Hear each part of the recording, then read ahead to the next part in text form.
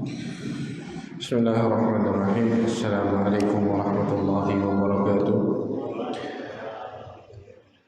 Alhamdulillah hamdan katsiran thayyiban mubarakan fihi wa asyhadu an la ilaha illallah wahdahu la syarika lah wa asyhadu anna Muhammadan abduhu wa rasuluh. Allahumma shalli wa sallim ala nabiyyina Muhammad wa ala alihi wa sahbihi ajma'in. Amma ba'd. أيها الناس والمسلمين والمسلمات جماعة صلاة المغرب dan Isya Masjid Abu Bakar As-Siddiq radhiyallahu taala anhu yang dirahmati Allah Subhanahu wa taala. Allahumma amin. Kita membaca di Kitab Taharah bab tayammum, bab tentang tayammum. Dan di waktu lalu kita telah masuk di awal-awal tentang bab tayammum, tentang hukumnya, tentang kesyariatannya, dan bahwa tayammum ini mengangkat hadas ya dalam waktu yang terbatas. Tayammum ini adalah bersuci pengganti air, tata cara bersuci pengganti air. Dan ini keringanan yang Allah Subhanahu wa taala berikan kepada kita melalui Rasulullah sallallahu alaihi wasallam, di mana Allah menjadikan kita tetap bisa bersuci walaupun tidak ada air, yakni dengan tanah, dengan debu dan sejenisnya yang berada di atas permukaan tanah. Dan sudah kita ceritakan bagaimana kisah awal-awal disyariatkannya tayammum, syurah, asbab wurudi atau asbab nuzulil ayat tayammum. Insyaallah taala kita akan baca sekarang tentang keadaan-keadaan yang padanya disyariatkan untuk bertayammum dan keadaan yang tidak disyariatkan untuk bertayammum.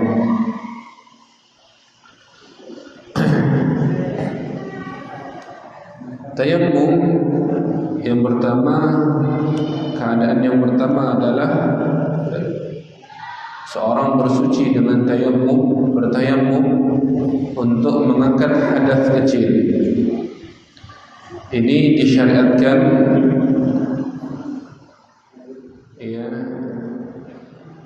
untuk mengangkat hadas kecil ketika tidak ada air atau tidak bisa menggunakan air. Ini ijma' para ulama sepakat bolehnya bertayammum, masyru'nya bertayammum orang seperti ini. Misal kita di musim kemarau tidak ada air, hanya mungkin air yang tersedia untuk minum. Kalau kita pakai berwudu maka kita akan haus. Atau dalam perjalanan, contohnya kalau di pesawat airnya terbatas sekali. Nah, kalau misalnya kita pakai untuk berwudu, atau mungkin sebagiannya karena rambutnya panjang, wudunya sampai dia berusaha penuh, kemudian air yang segitu untuk berwudu sekitar 300 orang lebih, sementara pesawat membawa air yang sangat sedikit. Maka ini disyariatkan untuk bertayammum, tidak berwudu saat itu. Atau tidak mampu untuk menggunakan air, misalnya seorang kena cacar. Cacar ini kalau mandi atau kalau kena air melebar, maka dia bertayammum. Mengangkat hadas kecil. Ijma' para ulama bolehnya dan sahnya tayammum orang tersebut.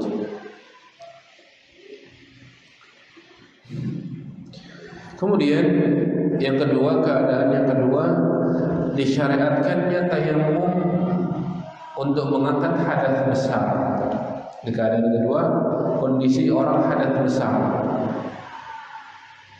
habis junub. Ternyata pagi itu sangat dingin. Kalau dia pakai untuk mandi, ya di air ya pakai mandi, sementara tidak ada penghangat, misalnya tidak ada pemanas, gas habis, tidak bisa mengusahakan, ya maka dia tayamum, disyariatkan. Ini pendapat mazhab fikih 4. Mazhab fikih 4 mereka berpendapat bahwa disyariatkan hal tersebut. Ya, termasuk juga haid dan nifas. Wanita selesai haid, kebetulan ketika datang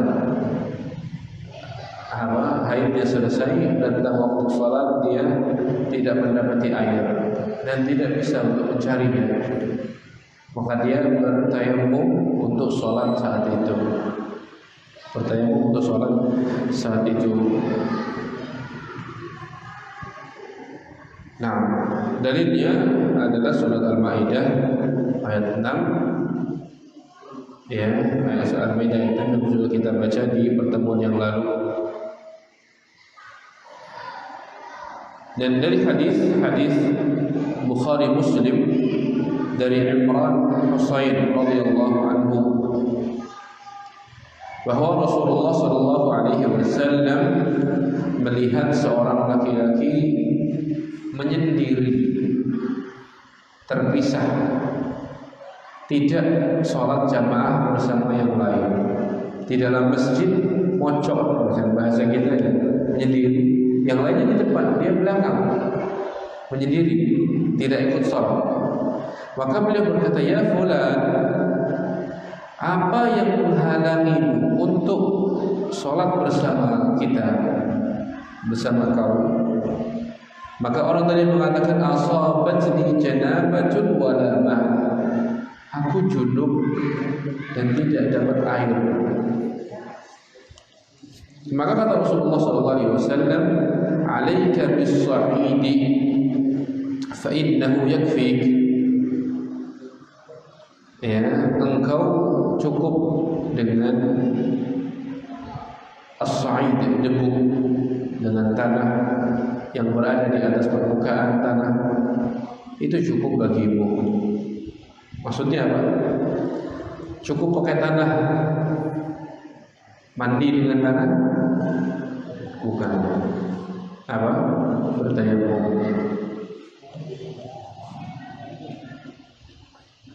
Kemudian ada hadis lain terkait masalah ini. Hadis riwayat Bukhari, Muslim dan yang lainnya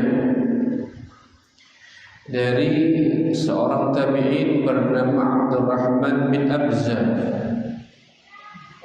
Abdurrahman bin Abza termasuk ahli Quran di zaman Umar bin Khattab radhiyallahu anhu. Ibnu Abza menceritakan bahwa ada seorang laki-laki datang kepada Umar bin Khattab radhiyallahu anhu. Maka beliau berkata, orang ini bertanya, aku junub, tidak mendapati air. Aku junub tidak mendapati air. Kemudian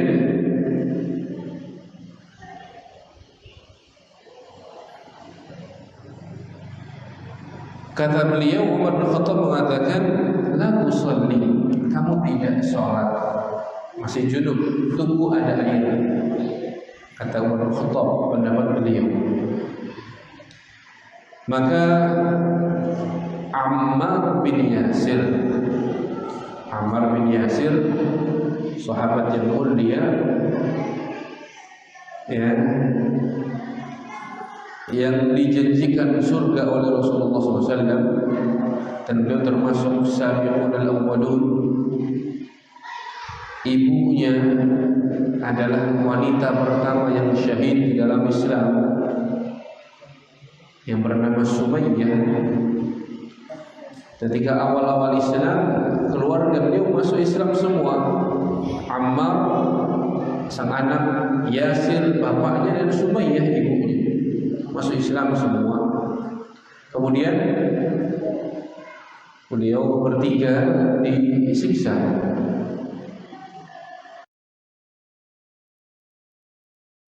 sampai ayahnya meninggal, saking kerasnya siksaan.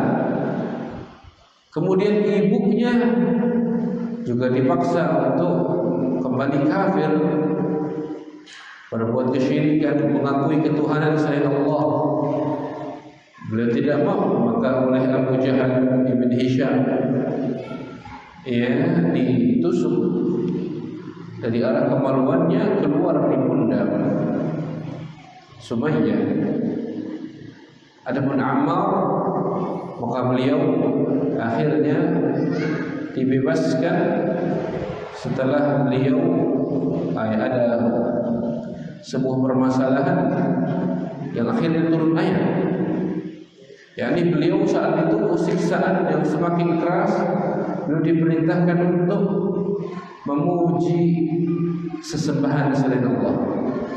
Maka beliau terpaksa, ya, karena sudah melihat bapak ibu sudah tidak ada, ya, maka beliau terpaksa memuji.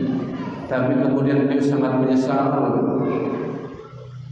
dengan keadaannya dan datang kepada Rasulullah SAW mengadu. Maka turunlah ayat illa man ukriha wa qalbuhu mutmainnun bil iman, kecuali orang yang dipaksa sementara hatinya masih kokoh tenang dengan keimanan. Maka ini Ammar bin Yasir termasuk sahabat senior yang masuk Islam dari Mekah, bahkan mengalami penyiksaan. Tentunya dengan Umar bin Khattab, usianya juga tidak terpaut jauh. Beliau berkata, "Ya Amirul Mukminin, wahai Amirul Mukminin," panggilannya Umar. "Ama tadhkur, tidakkah engkau ingat? Id ana wa anta fi sariyatin, ketika saya dan engkau pernah dulu berada di sebuah sariyah." Sariyah itu apa? Sariyah itu pasukan yang dikirim Rasulullah SAW, tetapi beliau tidak ikut di sariyah.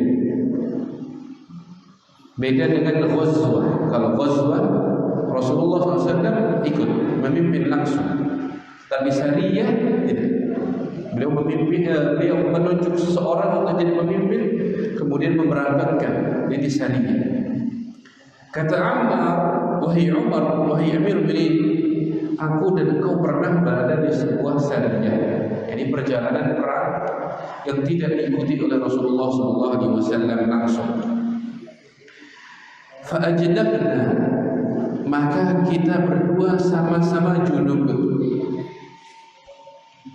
Yani kita berdua sama-sama junub, mungkin dari mimpi di malam itu, mimpi basah, atau mungkin karena membawa keluarga, Allahu a'lam, jelas junub. Falam najidil ma, kita tidak mendapati air. Fa amma anta falam tusalli, engkau waktu itu tidak sholat karena junub, menunggu ada air. Wa amma adapun saya,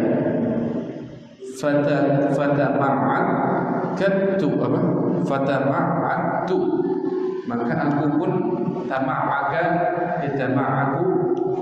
Kalau dalam riwayat lain disebut tamarraha, yatamarrahu, berguling-guling di atas pasir, melumuri tubuh dengan debu, fiturab, dengan di debu. Fasallaitu, kemudian aku sholat.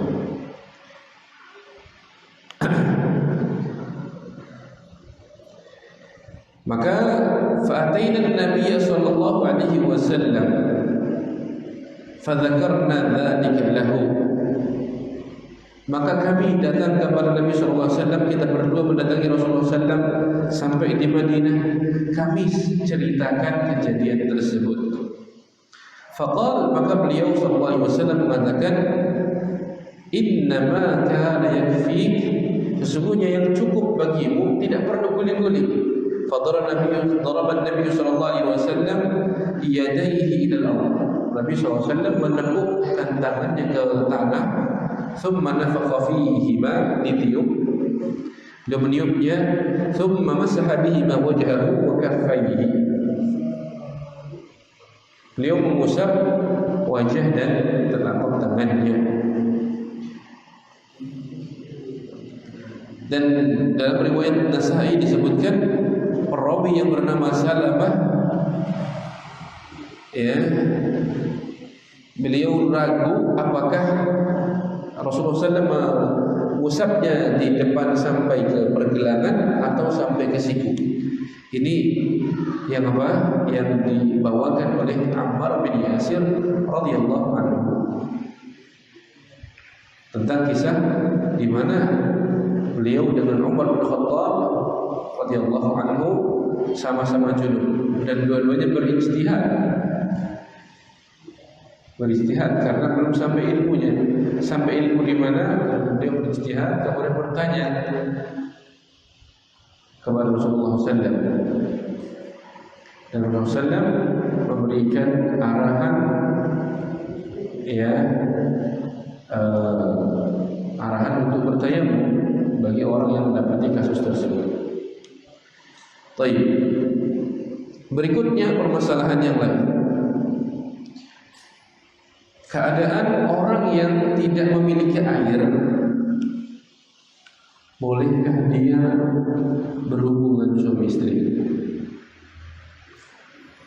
Kita tahu misalnya di rumah tidak ada air sama sekali, di kampung sini sudah tidak ada misalnya, kemudian ada hasrat kepada istri,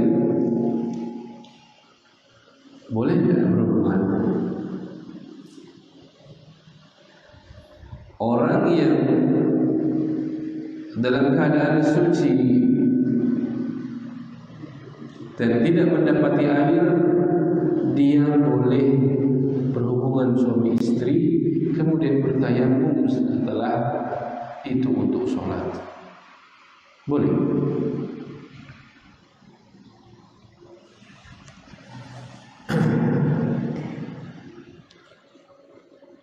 Maka ini adalah pendapat mazhab keempat, Hanafi, Maliki, Syafi'i dan Hambali, juga pendapat Zahiriyah dan sebagian salaf.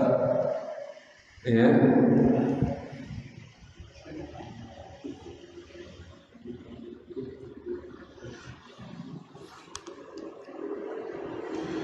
Kemudian apa dalilnya? Sementara dia dalam keadaan masih suci tadinya, ibaratnya andaikan dia itu berhadas kecil, kemudian dia untuk berhubungan suami istri kan dapat hadas besar. Dalilnya adalah Allah Subhanahu wa taala sebutkan dalam surat Al-Baqarah 222 223. فَإِذَا تَطَهَّرْنَا فَأْتُوهُنَّ مِنْ حَيْثُ أَمَرَكُمُ اللَّهُ إِنَّ اللَّهَ يُحِبُّ التَّوَّابِينَ وَيُحِبُّ الْمُتَطَهِّرِينَ نِسَاؤُكُمْ حَرْثٌ لَكُمْ فَأْتُوا حَرْثَكُمْ أَنَّى شِئْتُمْ. Ini kaitannya dengan istri yang haid. Ayatnya sebelumnya kaitan istri haid. Istri haid ditinggalkan, yakni tidak digauli sampai mereka bersuci. Mereka suci, sudah mandi. Ketika sudah mandi, fa'idha tatahharna, ketika mereka telah bersuci, sudah mandi, fa'tuhunna, silahkan datangi mereka, istri-istri kalian, min haitsu amarakumullah, dari arah yang Allah perintahkan kepada kalian.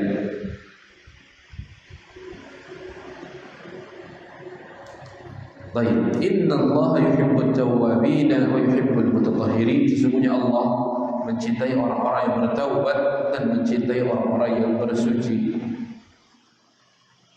Ya, artinya Allah Subhanahu wa taala menginginkan dari kita untuk tidak mendatangi istri-istri kita karena itu perbuatan buruk, ya, dan perbuatan yang kotor.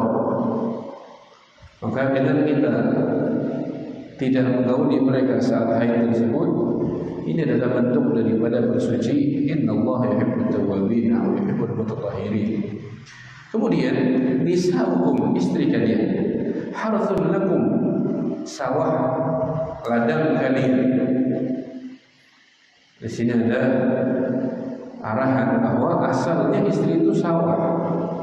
Kalau kita sawah itu kita tanam itu biar panen atau biar cuma kita tanam biar mati. Ini di sini ada kritikan untuk orang-orang yang membatasi kepada istrinya jumlah anak. Asalnya ditanami untuk tumbuh, bukan ditanam untuk mati. Harthun lakum, untuk kalian, milik kalian. Ya baik. Fa'tu harthakum, maka datangilah kebun kalian, tanah kalian, sawah kalian tadi, anna syi'tum. Kata-kata anna ini maknanya 3 sekaligus. Kapan, di mana, dan bagaimana.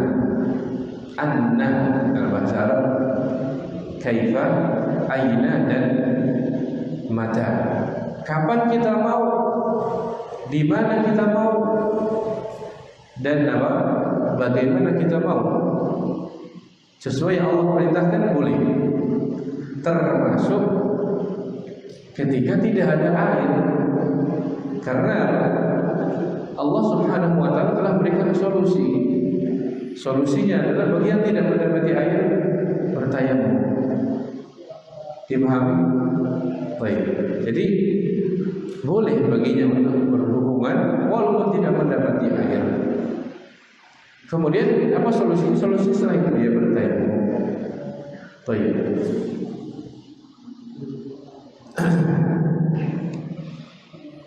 Berikutnya permasalahan kalau orang yang junub lagi sholat atau berangkat ke masjid, ya baru bertayamum berangkat ke masjid, tiba-tiba dia mendapati air yang cukup untuk mandi. Cukup untuk mandi seberapa? Rasulullah SAW beliau mandinya dengan 1 sa'. 1 sa' itu ukuran 2,5 liter beras. Kalau punya air segitu, maka cukup untuk membasahi seluruh anggota tubuh. Cukup untuk mandi. Kayak kurang lebih 1 gayung. Ada air segitu, bisa buat mandi. Ya. Baik. Kalau dia mendapati air maka dia harus mandi. Ini dinukil ijma' dari kalangan para ulama oleh Ibnu Bar, Imam Nawawi, Imam Syaukani rahimahumullah taala. Kenapa? Karena waktu tayamum berakhir. Ibaratnya karena apa? Keabsahan tayamumnya berakhir dengan adanya air tersebut. Baik. Atau misalnya turun hujan, yang hujan tersebut membasahi, ya, maka seorang keluar ke hujan tersebut dengan niatan mandi sekaligus. Baik. Tidak apa-apa dengan niatan mandi dengan air hujan tersebut. Air hujan itu suci. Nah, sekarang masalah tentang seorang yang kehabisan waktu. Misalnya seorang bangun kesiangan, 1 menit lagi syuruk. 1 menit lagi syuruk. Nah, Kemudian apa? Dia belum mandi junubnya, ya, atau dia belum berwudu. Kalau berwudu 1 menit sudah habis, matahari terbit, gimana? Tayamum atau tidak? Tayamum atau berwudu? Kalau wudu nanti sholatnya di luar waktu. Kalau tayamum mungkin masih dapat takbiratul ihram, masih dapat satu bagian di dalam waktu, atau paling tidak sampai rukuk. Ya, baik. Sekarang masalah kalau terkait sholat Jumat, seorang kesiangan datang ke masjid, kalau dia berwudu Jumatan selesai, maka dia tetap wudu, tidak tayamum. Wudu, kemudian bagaimana? Ya, dia sholat zuhur karena dia luput dari Jumat. Setelah wudu dia sholat zuhur. Begitu juga tentang orang yang kehabisan waktu. Kalau dia wudu atau mandi, akan luput darinya waktu sholat. Ya, maka dia tetap wudu, tetap mandi, bukan tayamum untuk ngejar waktu, tidak. Tetap wudu, tetap mandi, dia sholat di luar waktu dalam bentuk mengqadha. Dalam bentuk qadha. Ini mazhab Hanafi, mazhab Syafi'i, mazhab Hambali. Ya, disebutkan di sini keterangan bahwa mazhab Hanafi memiliki kaidah yang bagus dalam masalah ini. Kaidah mereka adalah kalau sesuatu tersebut dikhawatirkan luput dan tidak ada penggantinya, maka boleh tayamum. Contohnya gimana? Disebutkan sholat Id, kita dapati sudah tahiyat sholat Id, atau sudah sujud, ya, sudah sujud rakaat kedua. Kalau kita wudu, kita nggak dapat. Tapi ada nggak sholat Id diganti di hari besok? Cuma di Indonesia sepertinya, ya. Atau mungkin di beberapa daerah yang membolehkan 2 kali sholat. Ya, hari kemarin ada sholat, hari besok ada sholat. Luput kemarin ikut yang besok. Ya, baik. Sholat Id tidak ada gantinya, maka dia menurut mereka boleh bertayamum di saat itu. Atau juga sholat jenazah. Ya, jenazah mau dibawa dan dia tidak bisa ikut sampai kubur.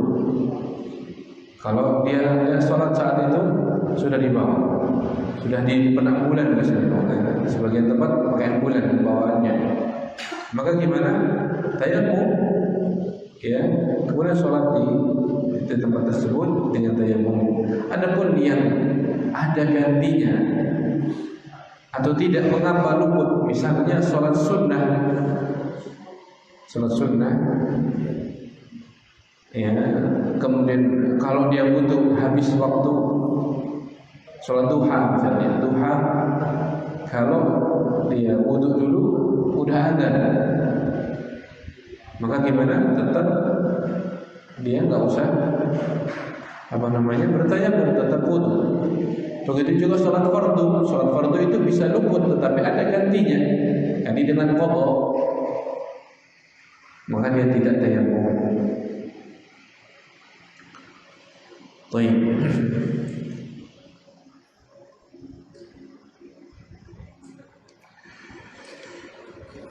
Berikutnya masalah memperbaharui tayamum.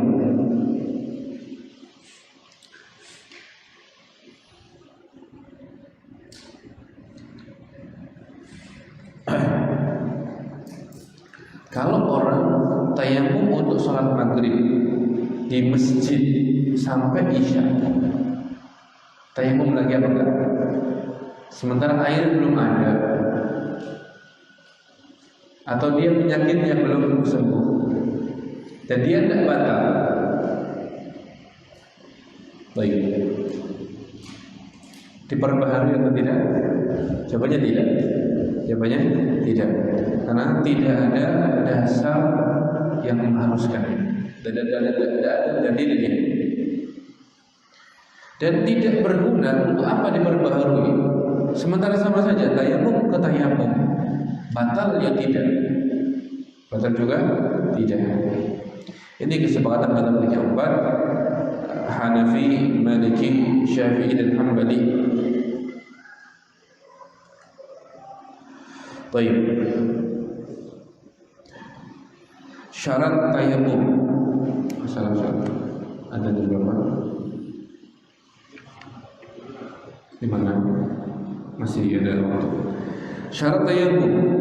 Orang yang tayamum diperbolehkan dengan syarat. Yang pertama, fuqdanul ma', tidak mendapati air secara hakiki.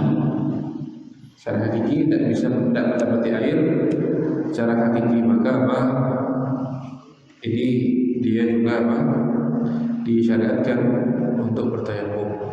Yang kedua, orang yang memiliki air tidak cukup untuk bersuci. Dan ini ada dua pendapat. Pendapat yang pertama adalah bahwa orang tersebut mempergunakan air seadanya dan sisanya ditayamumi untuk yang tersisa. Misalnya, anggaplah air cuma ada 1 gelas, dia junub, maka dia pakai berwudu, sisanya dia tayamum misalnya. Ini pendapat pertama adalah begitu.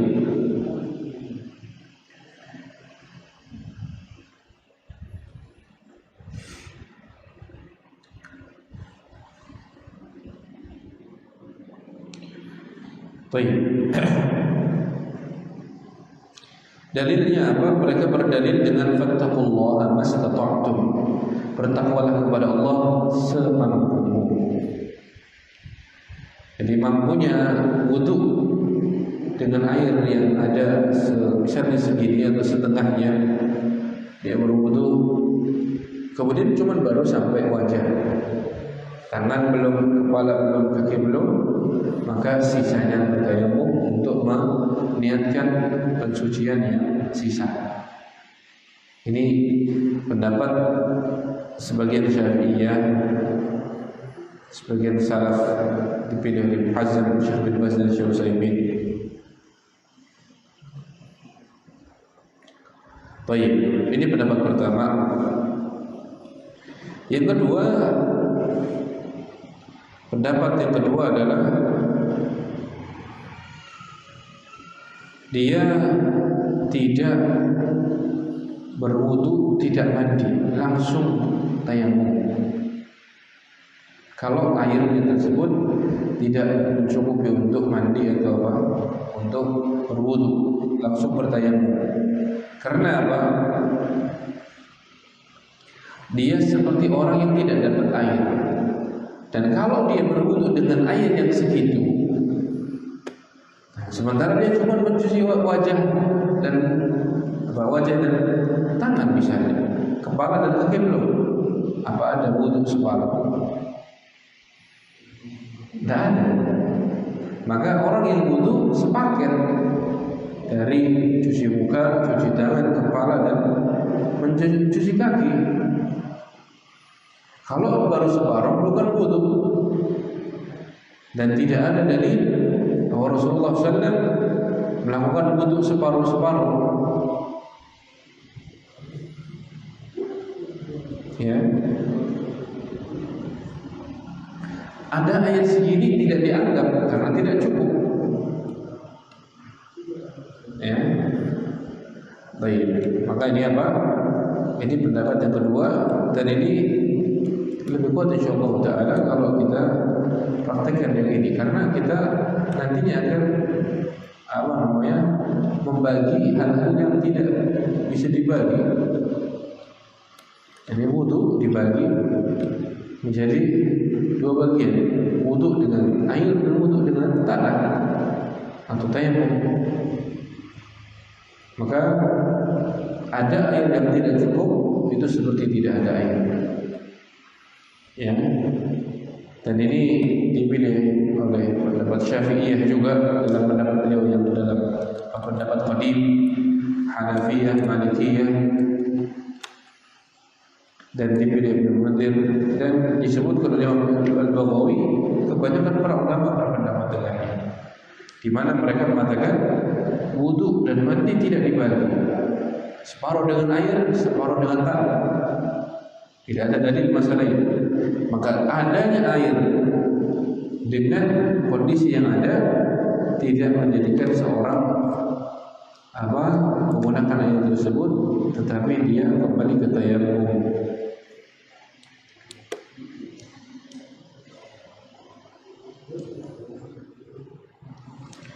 Baik.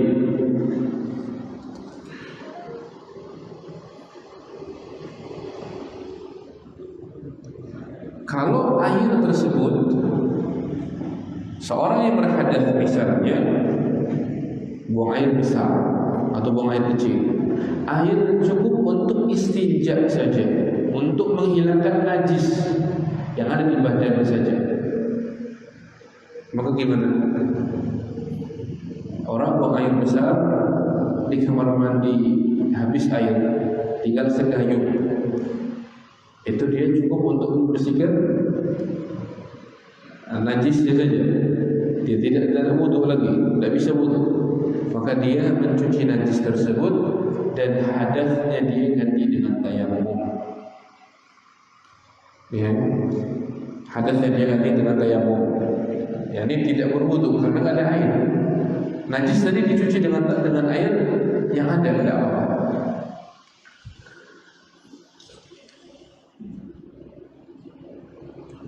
Begitu juga orang yang memiliki air cukup hanya untuk minum,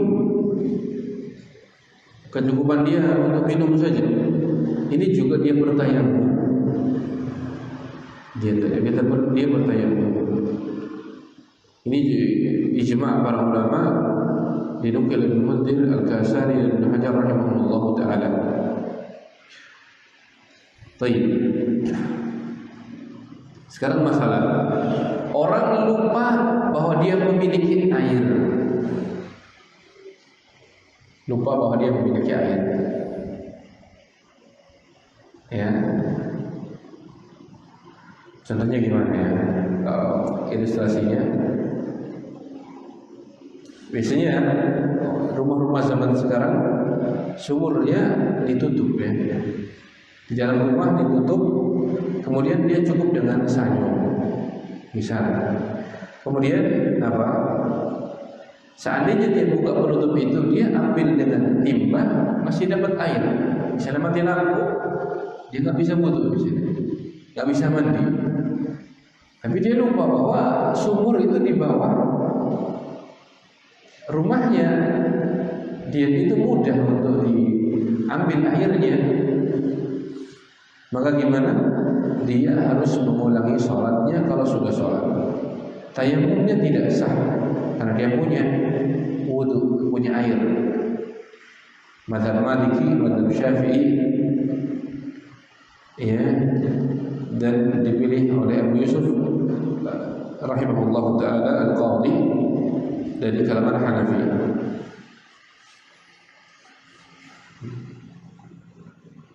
Baik.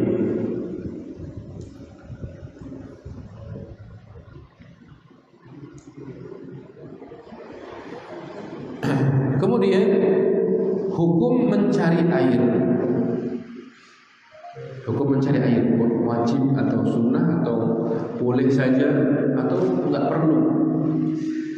Kalau orang bisa mencari dan mungkin mendapatkan, maka dia wajib mencari. mencari air tersebut sebelum dia bertayamum. Kecuali kalau dia sudah yakin mau nyari kemana juga tak dapat. Ya. Sebagian mengatakan kurang dari 1 kilo kita bisa cari. Kalau tak apa-apa, tak dia cari. Ya.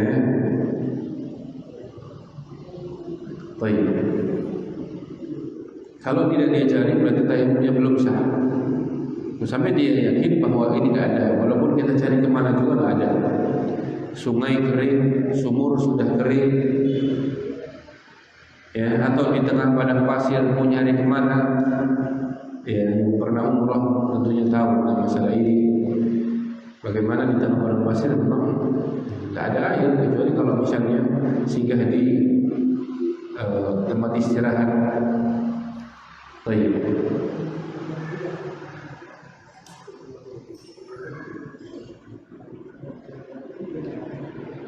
Kemudian waktunya setelah masuk waktu sholat itu yang wajib.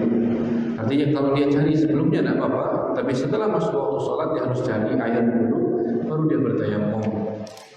Kemudian orang yang yakin bahwa air akan ada di akhir waktu, dia tayamum atau wudu. Misal waktu asar berakhir 5:30 karena masuk maghrib 5:30, kurang lebih jam 5 atau 5:10, insya Allah nanti ada tangki bawa air. Dia tunda sholatnya sampai jam 5 atau tidak? Baik.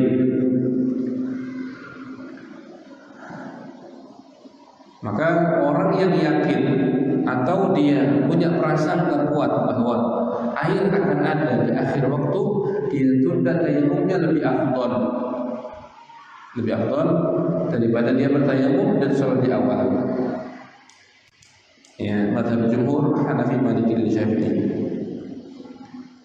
Tapi orang yang ragu-ragu, menurut mazhab Maliki, dia bertayamum di tengah-tengah.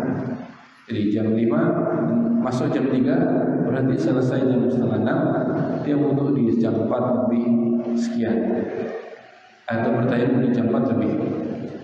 Tapi orang yang tidak yakin, tidak tahu kapan ada air lagi, dia bertayamum saat awal waktu. Baik. Ada dulu. Nah.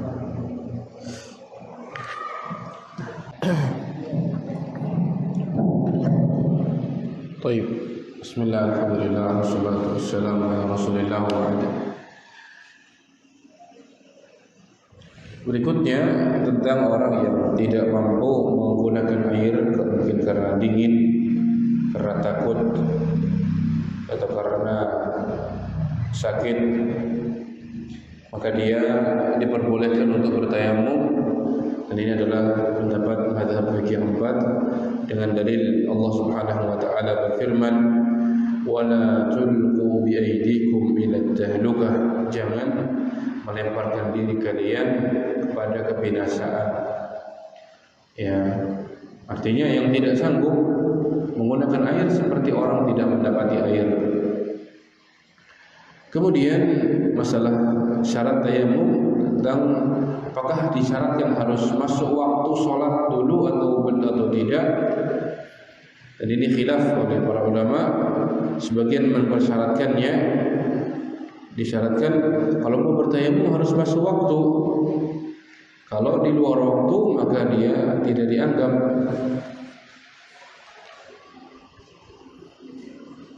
Dan ini mazhab jumhur. Baik, dalilnya apa? Idza qumtum ila sholati faghsilu wujuhakum, kemudian fa illam tajidu falam tajidu fatayammam. Dalam ayatnya disebutkan kalau kalian bangkit menuju sholat, kemudian kalian tidak mendapati air, maka bertayamumlah. Artinya ayat ini menunjukkan kalau ingin sholat artinya ketika sudah masuk waktu, sudah niat untuk menunaikannya, yakni ketika sudah masuk waktunya. Adapun kalau belum masuk waktunya maka tidak bertayamum. Kemudian dalam hadis disebutkan wa ju'ilat liyal ardu tayyibatan tahuran wa masjida fa ayyuma rajul adrakathu as-salatu shalla haitsu kana. Dan bumi, kata Rasulullah SAW, bumi ini dijadikan baik untuk kita sebagai alat bersuci dan sebagai tempat sujud. Maka dimanapun seorang mendapati solat dengan kondisinya, solat dimanapun dia berada, kondisinya. Artinya apa? Naam, hadis ini menunjukkan bahwa ketika mendapati solat, dia solat dengan kondisinya. Kalau belum waktu solat, berarti belum mendapatinya. Ya, belum mendapati hal tersebut. Baik. Ini pendapat yang kuat insyaallah taala bahwa dia disyaratkan ketika mau bertayamum masuk waktu solat dulu, baru dia bertayamum. Kemudian syarat yang terakhir adalah sucinya debu atau sesuatu yang kita pakai tayamum. Itu harus suci. Harus suci. Tanahnya misalnya harus suci. Ya, bukan tanah yang baru kita tahu seorang pernah buang air di situ dan masih ada baunya. Ya, baik. Atau terkena najis karena kotoran hewan yang haram dimakan. Baik, maka ini tidak dipakai bersuci. Nah, jadi harus suci sesuatu yang menjadi alat untuk bertayamum tersebut. Jadi nukil ijma' oleh para ulama, Ibnu Qudamah, An-Nawawi, Ibnu Taimiyah dan Ibnu Utsaimin rahimahumullah taala. Apa dalilnya? Dalilnya kata Allah Subhanahu wa taala, "Fatayammamu sa'idan thayyiban." Maka bertayamumlah dengan debu yang thayyib, yang suci, yang baik. Karena artinya kalau tidak suci maka tidak dipakai. Dan yang najis tentunya tidak bisa mensucikan. Sesuatu yang najis tidak bisa mensucikan. Ini yang kita baca di sore hari ini, semoga bermanfaat untuk saya pribadi dan antum semua. Semoga apa yang kita pelajari menambah ilmu, membuahkan amal dan menghasilkan catatan baik kebaikan dan pahala insyaallah subhanahu wa taala, membuat kita bahagia ketika kita melihatnya di hari kiamat nanti. Allahumma amin. Ya Allah, jangan jadikan ilmu ini menjadi bumerang yang menyerang diri kita, menghujat kita karena tidak diamalkan atau kita meremehkannya atau kita meninggalkannya padahal kita sudah mengetahuinya. Sesungguhnya Engkau Maha Pengampun lagi Maha Penyayang. Subhanallah wa bihamdika asyhadu an la ilaha illa anta astaghfiruka wa atubu ilaik. Allahumma shalli wa sallim wa barik ala nabiyyina Muhammadin wa ala alihi wa sahbihi ajma'in. Wassalamu alaikum warahmatullahi wabarakatuh.